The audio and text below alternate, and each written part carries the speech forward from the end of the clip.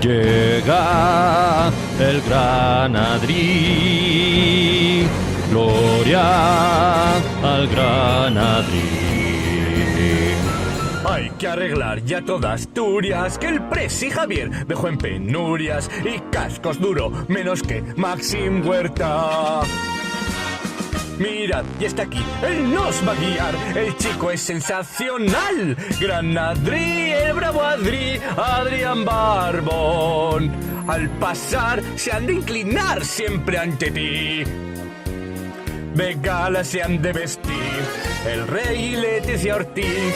El mundo se agita cuando va a poner un tuit. Gran Adri, el bravo Adri, Adrián Barbón. Es audaz, fuerte y tenaz, claro que sí. Venció con fuerza al COVID y a la preside Madrid.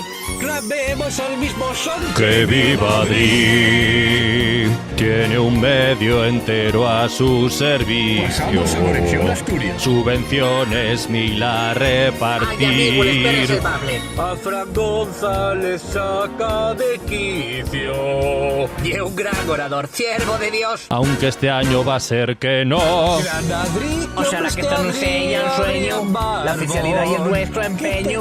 Nunca tuvimos tan cerca y que sofoco. Que salgan Más todos después a te tira ver. y afloja. El casi Al más final no la va a cosa ser. queda cosa. Más no le Y tornamos culpes a a comernos él, todos culpa los es mocos.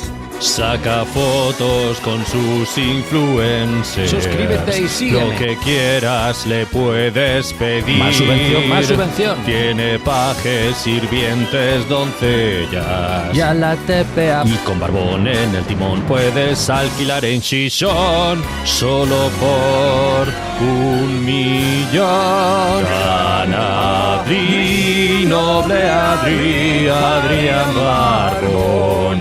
Yo sé bien que es un chollín cerca de aquí.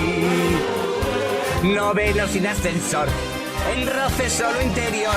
Con su gran talante y campechanidad, su eterna promesa de oficialidad y un buen paisano visita ancianos y acaba en trending topic. Él es el gran Adri.